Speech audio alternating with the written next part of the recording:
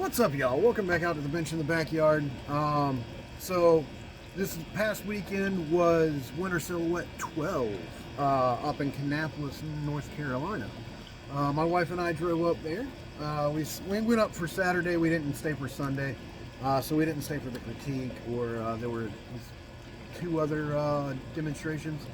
But I did get to see Rodney Clemons do some work on a Kingsville, which was really, really cool. And then there was also Marc Arpag and Mark Comstock. Marc Arpag was up there. Bill Valvenis was supposed to do a demonstration. He wasn't able to make it. So Marc Arpag, which is one of the guys that actually learned from Bill Valvenis, came down and did a demonstration on a blue spruce, which was pretty fun. But then Mark Comstock, he is a Japanese black pine demonstrator. The amount of roots and just the perfect root spread he's able to get onto his Japanese black pines is just amazing. I mean, these things were just perfect Nabaris, just amazing. He's growing them from seed, then doing a cutting, and then doing a second cutting off of that cutting.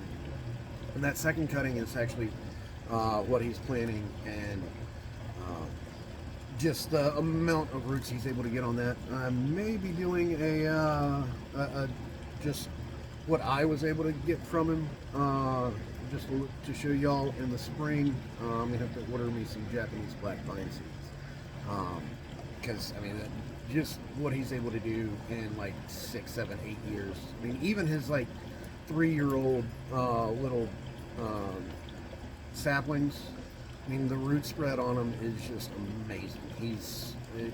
What he is doing with those Japanese black pines is just crazy. And Marc Arpag was actually doing a repotting on one of his 8-year-olds, and I got to help out with that, which was really, really cool. That was fun. But just the trees that were there were amazing. There were a bunch of vendors, a lot of pots, a lot of trees. I got this Kingsville while I was up there. One of the vendors had it. This is obviously right here going to get all cleaned up. Probably lift this up a little bit. Either this or this, where you can see this this long root right here. It does have a little bit of growth on it. I don't know whether I want to cut this little growth off so that you can actually see the root from this side, because I think this is going to be the front of this tree. If we lift this up a little bit and clean out this, I mean, I guess the first thing I should do really is clean this out.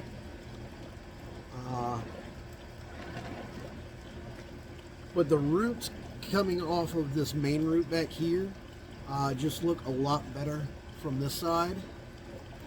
This side's got some crossing roots here, which, I mean, those shouldn't be doing too much work, so those could be taken off. But you only have two big roots right here. This one is actually, this top one right here comes over. I wish it kind of split instead of that. But if I can get those two off, I mean, they'll have to come off anyway because they don't fit with the tree. But over on this side, you got 1, 2, 3, 4 coming out this way and kind of like holding on. I'll probably have these kind of exposed a little bit, just like this root started to pull out of the ground as the tree started to tip over, and they're just kind of holding it there. I also know what size pot I'm looking for this one, because as I was walking through with my tree, I was going back to where they were doing the little demonstrations, and one of the potters there, I will let y'all know who that was. I don't have his card out here with me. He said, let me see that for just a minute. And he had this like 4-inch wide by like 10 or 11-inch long pot, and he just took this, set it in one side of it, and I mean, this thing looked amazing in that pot. I really wish he had already sold that pot. I wish I had stuck around until the guy picked it up so that I could have tried to buy it off of him after he had just bought that pot, because I mean, that was literally the perfect pot for this tree. But I know what I'm looking for now. I'm looking for a narrow, long pot.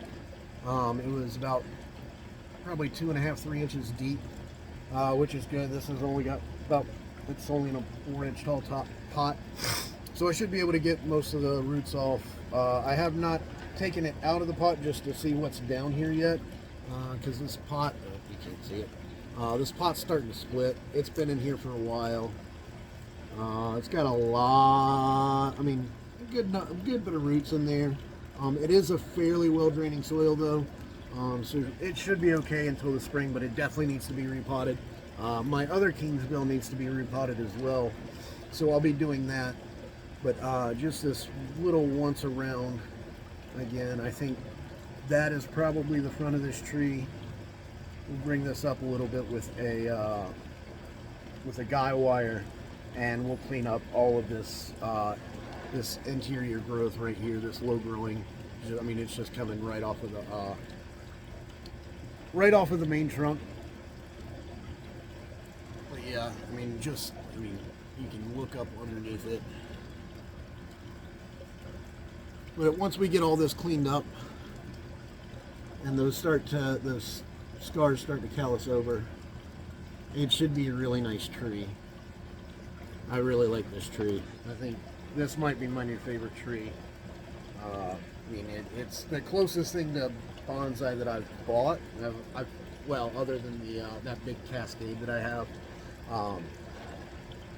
But yeah, I'm thinking, I don't know if I want to take this off or not. But we'll figure that out.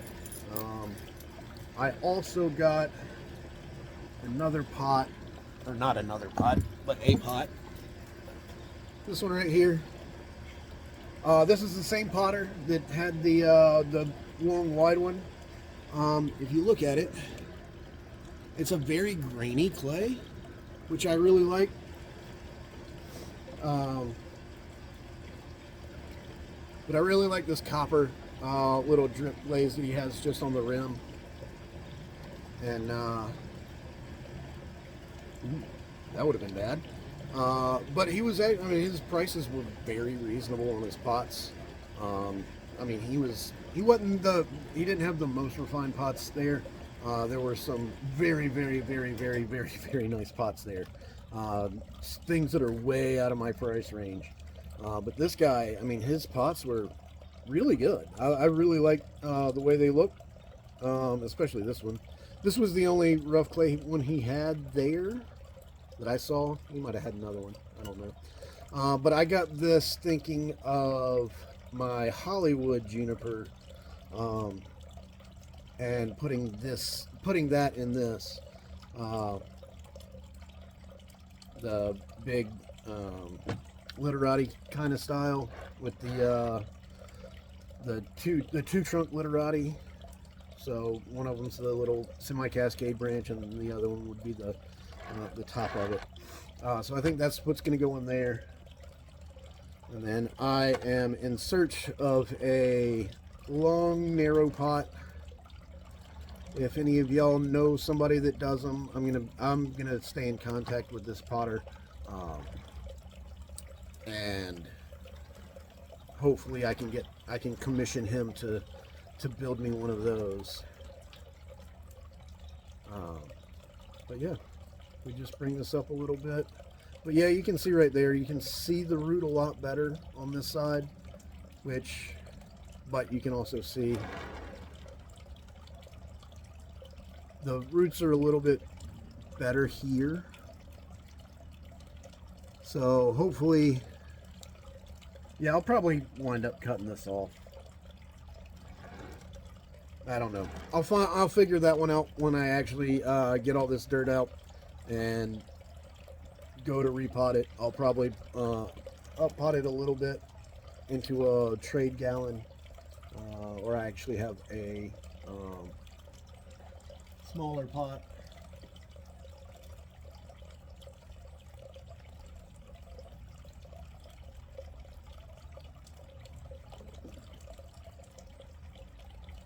This is the same depth, so I'll probably just uppot it into that. Yeah, it'll fit. Um, and we will go from there. I may have a different pot, or I can always order one, or a stack from Amazon or somewhere else. But yeah, so that is that one, and we're gonna go inside and look at some pictures. I took a picture of all the trees that were actually in the show. So we'll go through and look at those. I've got, oh man, there's a couple that are really really good. And then there are, I mean, all of the trees that were in the show were really good, but there's like 4 or 5 of them that were just absolutely drop dead gorgeous. There was this Harlandy boxwood forest planting that, oh my goodness, John Gene Angel out of Columbia is a master of just putting that kind of thing together. This thing was just immaculate. It's like 5 feet long by like 3.5 feet wide, and these trees were just gorgeous. You'll see in just a minute. So I'll see y'all inside. Do a quick review of all the trees that I saw. I mean, this show was just massive. There were like 65 trees. Um, just really really cool. A little Kingsville boxwood. Larch maybe. Um, but I mean, this was just an amazing show, especially for somebody who's just been doing this for a little bit. To be able to see a lot of these just super super refined trees. I don't really get a good chance to see anything like this. There aren't any real bonsai nurseries anywhere near me, so just being able to see some of these, especially the bigger trees. I mean, you don't see. I don't see anything like that. I mean, I have to drive about 2 hours to get to the closest actual bonsai nursery near me, um, and it's just been a really really cool experience to be able to go and see some of these just big trees, and even the smaller trees that are just super refined, um, was a really cool experience. Um, just, I mean, this jasmine is crazy refined, um, and just being able to see like actual displays with Kusamono near them, and just the whole experience of a actual bonsai exhibit was a really really cool thing to do. So I am just so glad that I got to do it. A few weeks ago, I was just like, I wonder if there's any bonsai shows near me, and searched, and right near the top of the list was the Winter Silhouette 12. I was like, man, that's in Kannapolis. It's like 3 hour drive. So we just hopped in the car and drove up. Took a day off of work and was able to do this, and it was just an amazing experience to be able to do this. Uh, I'm just thankful that my wife let me do it. So yeah, just going through these trees. The exhibit hall was beautiful as well. I mean, it's in this big giant round atrium, um, and it's just really cool to be able to do. I mean, y'all saw some of these in my little semi critique. I didn't really critique much, just because they were just really cool trees that I thought needed to be. Um, it was just really cool. Sorry, some of these are out of focus, but uh, all I had was my phone. I didn't have a fancy camera out there to be able to take cool pictures. Uh, but it was just awesome.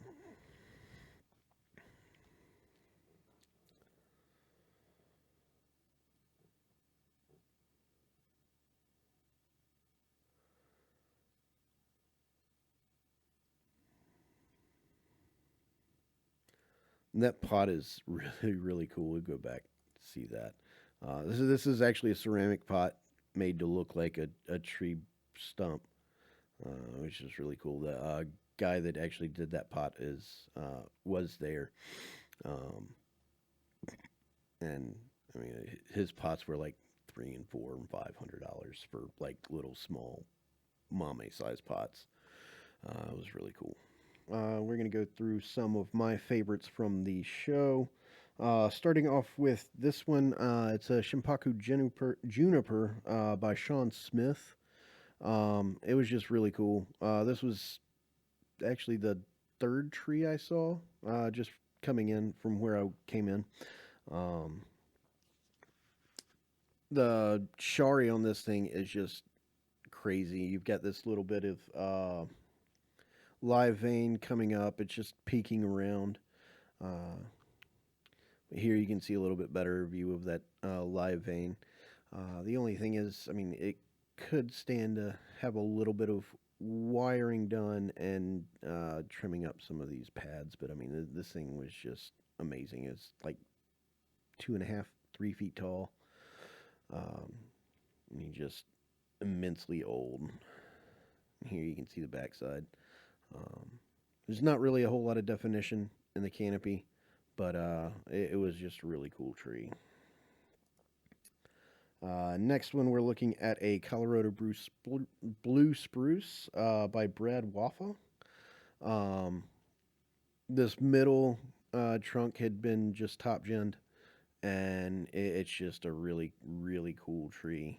Looking at it from the left side, kind of peeks through that top gen does, and then looking at it from the right gives you a little bit better view. I think this right here makes a little bit better front to the tree. I mean, obviously, you wouldn't be able to use that pot if this was the front. Um, I mean, that's got a good base on it, but I think that just seems a little too plainer, like one single plane. I mean, obviously uh, the gin is kind of forward, but I don't have one from exactly sideways. But it is a little bit plainer. But I mean, it's still a really cool tree. Now, my favorite from the show is this one. This is John G and Angel. It's Harlandy Boxwoods. It's a group of what is that? Two, four, six. Wait, one, two, three, four, five, six, seven, eight, nine, 10. I guess. Uh, and it's just amazing. This thing. Um, it's a little bit further back. Just looking down through there are streets in my town that look just like this.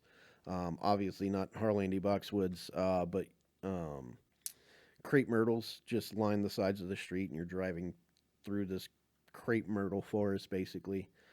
This thing is massive. It's like 4 feet long by 2 feet wide, maybe 2.5 feet wide. It's just a giant planting. This thing was just so cool. There's the other side, and then just another view looking straight down. This thing, I mean, so cool. If you came in the front door, this is the first tree you saw, and this is by far my favorite tree of the show. It was just so cool. Um, this is Robert Kempinski. It's a ficus forest really cool. The root work you can see coming up over here. This one trunk that comes back, and then this is actually that tree right there. It kind of comes over and through. Um, it's just a really cool tree, really cool forest planting. Um, kind of sits here and it's an island um, out over the. I guess you would consider this water, but it's just a really cool tree. A little bit a closer up view, you can see that tree come down. You can't really see where it comes around, but it does. That root is actually for this tree. Um, Also, just really cool tree. Korean hornbeam from Dan O'Neill. This is one of only two mame sized trees that I have in my top. There were probably 7 or 8 mames, but this hornbeam still has a few leaves on it, which I kind of like. That just, I mean, right now where I'm living, uh, some of the trees still have a few leaves on them, and this is really just kind of that mid to late autumn styling of a tree. I mean, you can still see the branching really well, but it still has a few leaves, and I just think it kind of looks cool. Next thing we've got is Ellen Veselinek. It's an American larch forest. This thing's was also really cool. You'll notice that I've got quite a few forests in here and not a lot of single trees. Um, there are a few single trees, but a lot of forests. Just I mean, nothing really like I'm a really big fan of forests. Probably because I don't have any at the moment, and I really would like to do a couple of forests. That's what those dawn redwoods out there are for. I'm going to turn those into a forest. That should be kind of cool. But this American larch forest is very cool. Um, the kusamono that was with it looks really good with the tree. Um, and here's a little bit closer up. You can see um, this kind of crangled uh, root mass, especially up at these front two trees, the two main trees. Um, just a really cool forest.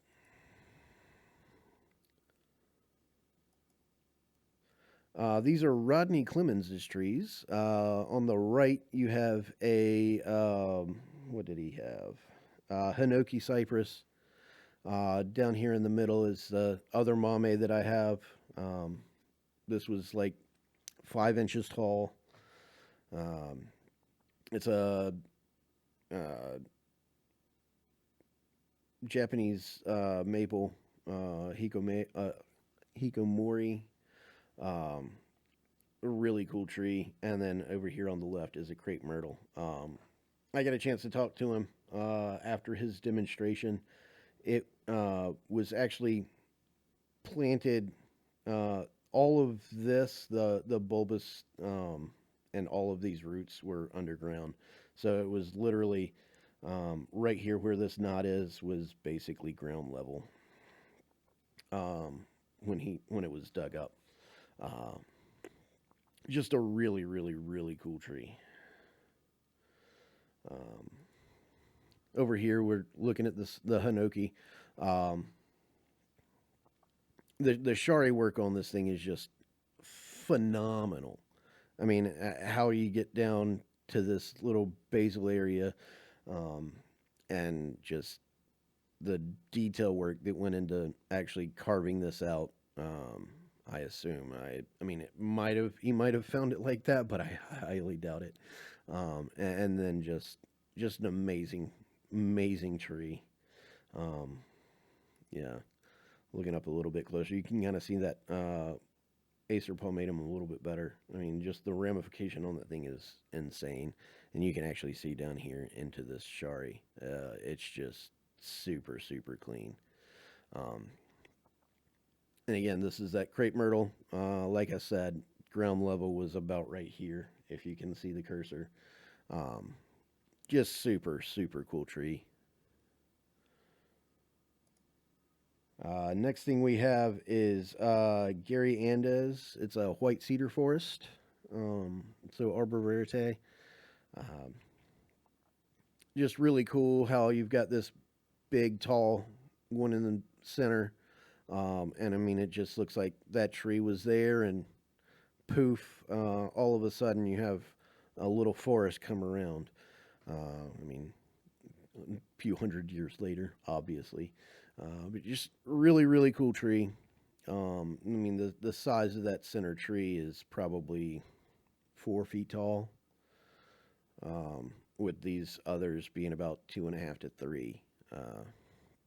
And that just gives you this great perspective of this kind of sentinel pine that grew up, and then, maybe a bird brought a seed somehow, and that tree just sprouts up, and then it shoots up, and 40, 50 years later, when it starts to shed seeds and pine cones and all of that, um, then you just get this little forest that grow up protected by the big tree. It's just a really, really cool thought process to go through that and have this big giant tree surrounded by a bunch of smaller trees. It's just cool. And it'll look up into the canopy. If I was going to say anything, you can see a little bit of wire scarring up in here, but I mean, other than that, it's a really, really cool planting. Next thing we have is a Steven Zeisel. It's a Seiju elm. It's a Chinese elm, Seiju. I assume it. I mean, not. I assume it was definitely a raft. Um, you can see where it was cut off down here. Just a really, really cool raft. The leaves on this thing are so tiny. I'm not used to seeing elm leaves that small, but I mean, these things were maybe a centimeter across, and it was just all of them, just tiny, tiny leaves. Really, really cool. I'll look up into the canopy, and you can kind of see the leaves there. The bark was fantastic. I mean, this tree was really, really cool. This is actually another Steven Zeisel tree. This is Hinoki cypress. Um, this thing, I mean, you can see here. It's a little bit better picture to give you the full sense of the tree. Just giant twin trunk, um, which this thing was like probably 5 inches across. The trunk is about 5 or 6 inches across. Just a massive tree. It's just really, really cool. Oh, and we're back to the beginning. Let me get something together and I'll be right back.